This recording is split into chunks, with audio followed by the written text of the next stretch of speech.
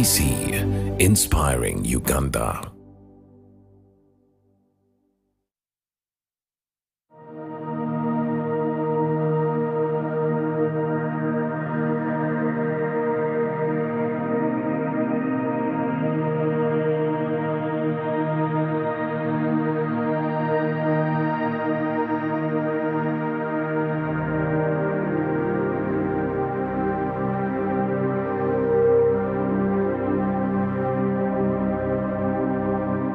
My name is Francis Peter Ojede. I'm the Executive Director for the Uganda National Cultural Center. And today we are going to give you the journey of the UNCC Annual Art and Culture Festival. And definitely I want to start by giving you how it started. We started this journey 4 years ago. In 2018, that's when we started. The concept was developed. And in that concept, we realized that the audience, the people wanted a lot of performances and a lot of activities. And definitely, we realized that the whole country was yearning for something new and something that would entertain, something that would educate, and something that would bring everyone together. We realized that, and then we came up with a concept which we called the UNCC Annual Art and Culture Festival. So that the word is annual, so that we do it every year. And we started in 2018, and in that time, the main objective was basically one, to have all the art and culture activities in Kampala. Of course, we brought people from upcountry, we brought people from the north, we brought people from the center, we brought people from the east, and we also brought people from the center. And all of us converged at the National Theatre, and we did a festival. The festival itself included a lot of activities. One of the main things that we had in that time was we had a symposium. Our first day we did a symposium on a topic, and a topic which was very, very significant for us. And that symposium was able to shape the way we think and the way we wanted to do our business. And we had eminent people, scholars, we had people who were in the art themselves, and we also had some critiques from the press and so forth. So it was a very interesting debate. Apart from the symposium, we then had performances, and we are talking of traditional performances in the auditorium, and we also had, a bigger performance right in our parking ground. We set up a stage. And at that time, we had a big audience. And all these at that time we were doing free of charge because we wanted to bring people to be able to enjoy and entertain themselves. Apart from that, we also had exhibitions. The art and craft and paintings and sculptures and all these we exhibited, including traditional medicine actually. That became interesting because we later on would see that 4 years after, the product of that exhibition was seen in Ogwang, who was able to do something for COVID.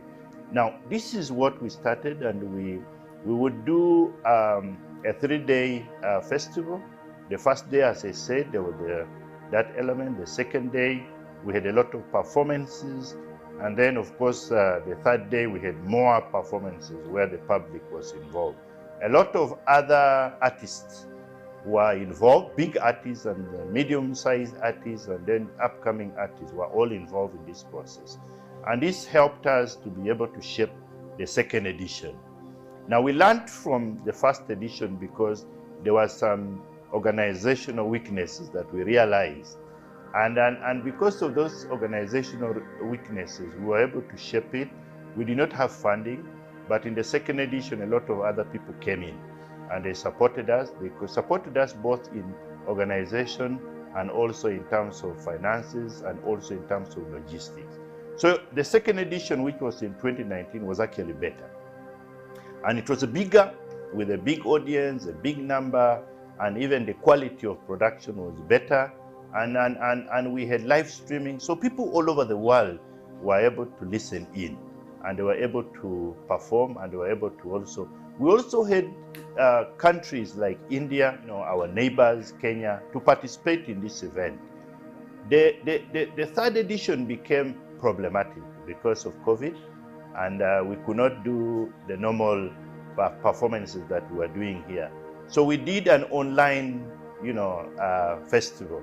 It was not as good as one would want because everybody was at home, but because we did not want to kill the festival, so we still continued to do an online festival where a few people would sit and perform, and then we take photographs, and we take, we record, and would sit in our auditorium with a few, and definitely would air it.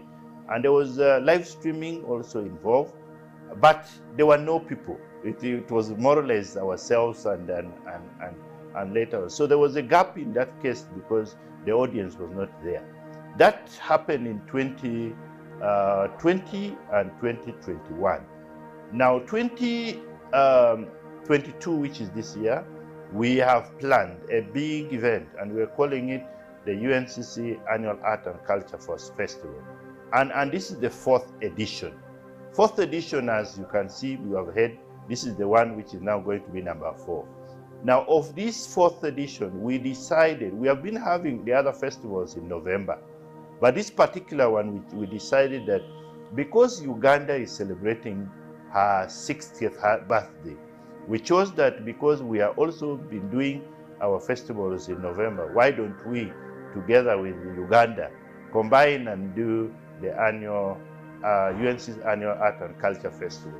But then to make it look to combine, then this particular edition is called UG at 60. And the UG at 60 is a bigger sort of festival because we are now picking on the lessons we have learned. We are now adding the programs that the country has also put in place, because we are saying as a country we want to take stock of what has happened in this country for the last 60 years. And we particularly want to, ourselves as a culture sector, we want to take stock of how culture has evolved for the last 60 years. Now, we can give a big story, yes. There are big names. You're talking of the Okot Pabitex in the 60s. You're going to talk of the Kawaidwas. You're talking of very many names that you can mention. Then, of course, the people that we're talking of now, you're talking about the chameleons and so forth. Now, this event of that has taken place has changed. In the olden days, in the 60s and so forth, people would do more of, music, and they will do it together. There were more of bands. You'd see more of bands. And then there were lots of creative writings and critics. There were Thiongos, those are the names that were done in the 60s and early 70s. But of course, of late, yes, they're writing still, but the level at which the writing has changed is more of innovations in the sector and trying to create more new things. We never used to have certain things in the Art and Culture Festival, but in the art and culture. But now new innovations have come in.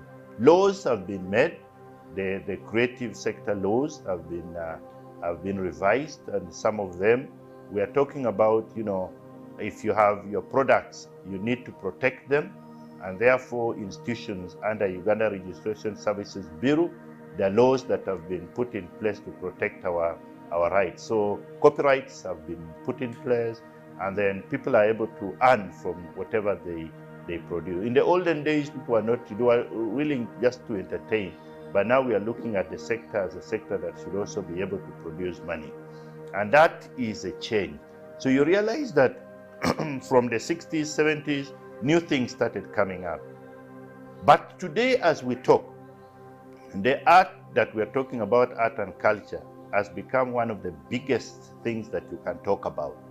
I will tell you a story during the COVID period. We were involved in what we call the E-Concert. Big event, and we never thought it would come as big as that, but it was a big event that was watched. We aired it in UBC, we aired it in NBS, we aired it in NTV. All the media houses, the big media houses, were able to air it. We used to do it over the weekend. We could choose a Saturday and do it from around 4 to about 7. And people were watching from homes, and artists were able to perform and they'll earn something because we were during COVID. Then later on, we realized that when COVID was now getting eased up, then we realized that we could also do the same concept and we would be able to make concerts. So we started doing physical concerts and big concerts, which was physical, and then we could combine it with also TVs. So the concerts were now both physical and online. Big. The numbers that we're talking about, we got up to about 50, 60,000 people in terms of audience, and all over the world, because this was viewed by many people. The quality of production was high. The production itself was, the performances was very good and of diverse. We had people like the Karamojong performing, and you will not imagine. They did very, very well. The songs and the dances, and many people did not know that they could do that level. We had performances from Arua, we had performances in Lira, we had performances in Soroti, in Umbarara, Bunyangabu, you know, we and then also in Masindi. We had so many places that we had performances and watched over by all over the country and outside. That was during the COVID, and we were able to do that.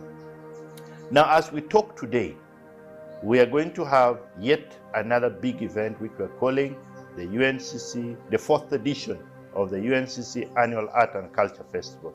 We have tagged it UG Art 60. This particular event is unique in the sense that we are now coming out of the COVID. And therefore, people who have been indoors are now going to experience outdoors. So we are going to have both more of outdoors than the indoors. And we have decided that the package is bigger. And the package is bigger in the sense that we want to capture the whole country. And we are going to get everybody involved. We're not excluding anybody. And the event is going to be for 3 days, 7th, 8th, and 9th. And we want it to coincide with independence, so that as we do it, we are also celebrating our 60th independence. Now, this is very interesting, and we want to let you know that from the 7th, we have also designed it in such a way that on the 7th, we shall have symposium. We are also going to have exhibitions, and then we are going to have a number of traditional performances in our auditorium. And then in the evening, we expect to be having a big show in our parking lot there. Now, apart from that, during the day, we shall have hosted the flags in the morning. We'll also be having the official opening that day. And then a lot of host of activities will take place. That day will just be like that, a lot of activities. Then the second day is when we bring in another concept, and the first day will be mainly in the National Theatre. The second day is when we now bring in the concept of the carnival. I'm sure a number of you watched the carnival that was being done by KCC. It's almost similar concept, and we would like to do a big carnival. And we want to start it from Wandegia, running through to Ginger Road, and then we come back and settle in the National Theatre and what we call the railways ground. We're going to go round so that everybody is able to get it. Now, in the railway grounds, we're going to set up a big stage, and there are going to be big performances there. And also in the National Theatre, we're also going to have big performances. So there will be 2 areas of performances, here in the National Theatre and also the railway ground. Now, the railway ground will be the main ground during the day, and we expect that it will run for up to around 8 o'clock. And after 8, everybody will move to the National Theatre, which again turns into the main ground. And then we move up to midnight. Now, the midnight is interesting because I'm mentioning midnight because at midnight, we are going to have what we call fireworks, because we are celebrating and welcoming our independence. So there will be a big fireworks that will be done, and we expect that should be done at the National Theatre. There are lots of debates on some people thinking that should be at the Independence ground. We'll decide on that, but at least we're going to have that particular event. Big names have already been told. We have some people from Nigeria who will join us. We have a group from India that is going to join, and we've also got some people who have indicated interest. The whole country will be here. We're having regional groups from all over the country, from the north, from the east, from the west, and from the south and central. So we are picking some of them. Others will come on their own. And when I talk about that, then I should be able to mention that even that day, we're also going to exhibit some animals. We have liaised with Uganda Wildlife Authority. We have also liaised with the Uganda Wildlife Education Center in Entebbe, and they are willing to provide for us some animals. Uganda Wildlife Authority is providing 3 buses for us to bring our people. Then the Wildlife Education Center is going to provide the animals. We have already got partnership with UBC yourself. We've got partnership with UTB. We've got partnership with, just to mention, we've got partnership with quite a number of soft drinks and hard drink companies who are willing to be part of this journey, and we are going to journey with them. Coffee Development Authority is another that has come. They want to showcase the coffee that we have, because that is part of our tradition, really. And coffee has been one of the biggest things that, as a country, we have been doing. So we want to exhibit that and be able to make sure that our ministry, the mother ministry, Ministry of Gender, Labor and Social Development, is behind all this, and they are supporting all this event. Our minister, the Minister, Honorable Peace Mutuzu, was able to unveil our logo and launch and flag off the event. And that was done a month ago, and that has been done, and we now know that we are officially launched, and this event is going to take place. We are expecting more partners, and we are calling upon partners to come in and support us so that we can journey together and we'll be able to celebrate Uganda's 60 years in a colorful, cultural way. We expect that that day, the 3 days, people should be able to wear cultural attires. So we expect people to wear cultural attires, and you come here when you are culturally dressed. We also expect that when we are doing the carnival, you dress in a way that will depict the carnival. So we are calling upon everybody to come. And the traditional leaders, we are calling upon all of them to be here, because this is a day that they should be able to celebrate more because of they are in charge of cultures in their areas. However, I wanted to take you a little bit behind so that you can really see the journey that we've been having. We had some achievements, and I wanted to mention a few of them. Because of the festivals that we've been having, a lot of people have been able to come to our aid. In fact, during the COVID-19, when we were locked, government came in to support us in terms of financing. They also helped us in terms of organizing the festival. I mean, the concerts that we did, the e-concerts, and then the physical concerts that we did, because they saw the capacity that we had. So we also, as a result, build capacity in terms of not only performances, but also curating. We have been having quality curating, we've been having quality performances. And then we also realized that we could link up on cultural tourism. So we're able to link up with institutions that do tourism, and we've been working together because we realized, and those are some of the achievements. Government institutions have all now come to support us. They've understood what we do, and they now understand and know. All the press and even artists themselves, there used to be some artists that would not want to work with us, but all of them have come back and realized that they need to work with us. And to us, this is a big achievement for the sector, and we think that in a way, we also, as a result, acquired new equipments and systems that we're able to use in this place. We now have recording studios. We also now have our stage. You'll be able to see our stage, big stage. And this stage came around because we realized that we needed it. And then definitely we have been able to also get our friends, partners, and there are many people that have joined us to be able to. Those are the achievements that we can quickly talk about, and we hope that, of course, for doing some of these things, you cannot avoid challenges. We have had and we continue to have the challenge in terms of finances. We try to look for finances, but it's not enough. Sometimes we don't get it, but that is one of the challenges that we have.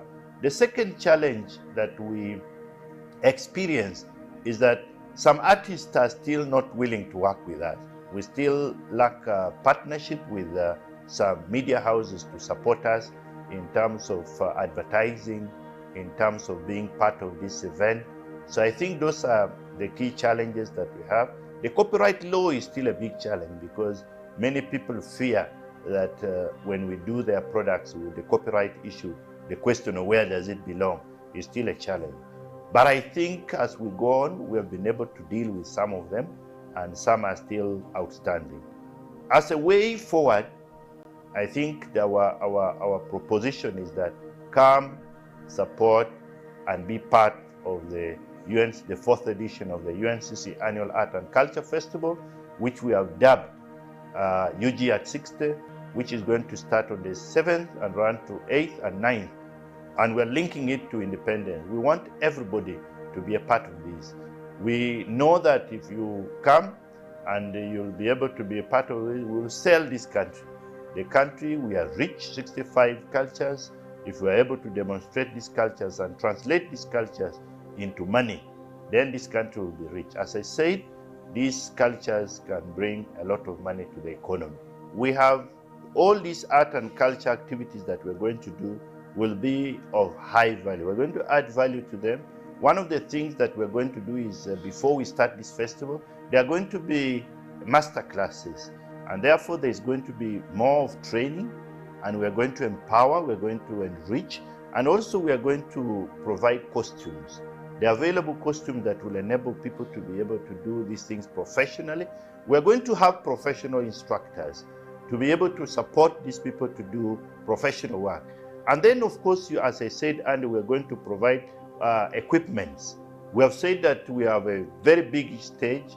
We're also now going to have many other, equipments that we have got, and we're going to be able to support our people. And definitely, it is going to be a product that we're selling, and we are telling everybody that everything that is going to be produced must be of quality. And then we are also going to make sure that we market them. We're going to make sure that everything that is done is packaged in a way that we will be able to sell it outside. So these are the value addition. Again, if you look at how we're going to do it here, we're going to market it. A lot of our companies and a lot of our partners are going to play a role in terms of marketing. So there will be value addition in the sense that you get what the raw material, change it into a product that can be sold, like the back cloth can be made, and then you make bags out of the back cloth, you make clothes out of the back cloth. So it is no longer the back cloth, but it is the product that comes out of the. And then we are also going to patent. The aspect of patenting is important so that somebody can continue earning and over the period of time. These are things that we're going to have. URSBS, Uganda Registration Services Bureau, I had a discussion with them. They are willing to come and support and make sure that our artists understand how they can patent their goods and how they can sell these goods in and outside of this country. Those are value addition so that you're able to not only come here and go with it. We're going to have stalls, exhibition stalls, where people are going to exhibit their products, and in the same way they will be able to sell some of the products. And definitely, as they do, they will be having business cards, and people who go there, they'll give cards. And obviously, there will also be a lot of dancing, there will be a lot of performances, music, there will be a lot of entertainment. The whole city will be a beehive of activity. And as the city is having a beehive of activity, definitely there will also be a lot of market, a lot of items that people want to buy. Food will be bought, people will have to sell their food. There will be a lot of souvenirs that people want to buy.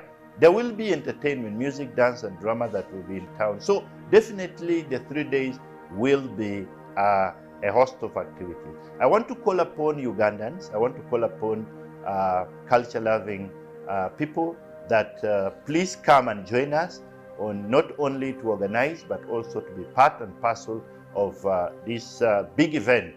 UNCC Annual Art and Culture Festival and then we're dubbing it UG at 60. We want to celebrate our 60 years independence in style, and I want to celebrate it in a very big cultural way. I want to add and say that among the many activities we're going to have are going to be traditional dances. We are going to have traditional dances from the north. We're going to have things like the Larakaraka. We're going to have things like the Etoli in Lango. We're going to have things like the Kadoli and the Kadodi, which we normally have in Bugisu, and many others. They're going to have them, and will definitely. The beauty about this is that we're not going to imitate them. We're going to have the traditional people, the real people from those areas are the ones going to come and perform this. And of course, that is different from when we bring other people to try and imitate what they're doing. And definitely, this is the uniqueness that we bring in this festival. Definitely, I want to, in a very, very special way, say thank you to our partners, particularly UBC. I want to thank UBC for allowing to be part of this big event, and where we're celebrating Uganda's independence, and we're also celebrating our culture since that time. You have been a partner, and you continue to be a partner. We cannot thank you enough. We know that definitely this is something that you would want to be a part of, and we are also very happy that we are going to be a part of. I want to thank our partners, other partners, whom I'd already mentioned. We want to thank you for being a part of this journey, and we are asking the other people who haven't come on board that we still have slots for partners to join us, to support us, and to be able to be a part of this journey as we celebrate the culture, celebrate our cultures, and as we celebrate the independence of this country. I want to say all this for God and my country.